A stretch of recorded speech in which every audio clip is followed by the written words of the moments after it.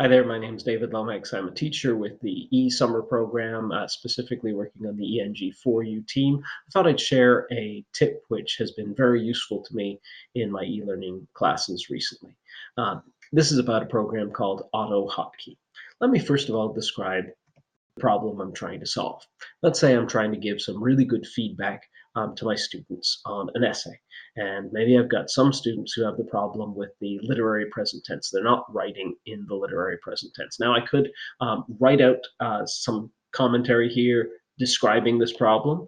I could also find, as I have found, um, video on YouTube that describes the problem and how to do it properly. I could find a PDF that also really well explains this, and I could give my student a link to all of those in her feedback. However, I'm going to find that a number of my students have the same issue. And of course, I could do what I think a lot of us have done, which is type out maybe in a Word document a whole bunch of comments and then go to that occasionally and copy those and paste them in. This takes up a little bit of extra time. What if, on the other hand, I could simply remember a three-letter code? X is how I always begin my codes, LP in this case for literary present, and I just type out that code and my computer types out this whole comment. Or what if my student has a problem with subject-verb agreement? Again, X is the way my codes usually begin. If I begin with the word X, agree, then I have that. Or what if my student has a problem with comma splices? X, CS is for comma splices. Or maybe for my particular assignment that I've got some specific things I know I'm going to be saying over and over again. Maybe it's an essay, so it's XESS for essay, and maybe I'm thinking about in my rubric under critical thinking skills, and so T for thinking and inquiry, and maybe a 3 for a level 3, and I've got that. Or maybe I just know I'm going to have to make some proofreading notes, XPR for proofreading, and I'm going to have to type out what the actual proofreading note is in this case. Obviously, I'm going to personalize my commentary a little bit. But by doing this, I can, with a lot less effort, create commentary for my students. Now, again, the program is called AutoHotkey. And to do this, I've created scripts. I want to show you what those are. That sounds perhaps a little bit scary, but scripts are actually really, really easy to work with. Here is the script that I've created. You'll notice that it's got the ones that I have mentioned recently. Can I find any of them here?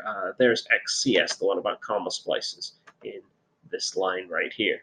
And to type in a new one, all I have to do is get a new line in here, and I type 2 colons, and maybe I've got something about MLA format. Maybe my students are doing something odd with their citations in MLA. So I'm going to call this XMLA, XMLA1. And I'm going to say a note about citations. When you know, I don't like the way I'm wording this. No comma, all I want to say, is needed between the author's name and the page number. Thus, a citation would read Smith 34, not Smith, comma, 34. Now, all I need is now to save this script and then to run the script again, because the script is already in memory right now. So there's one more step. It's not a complicated step.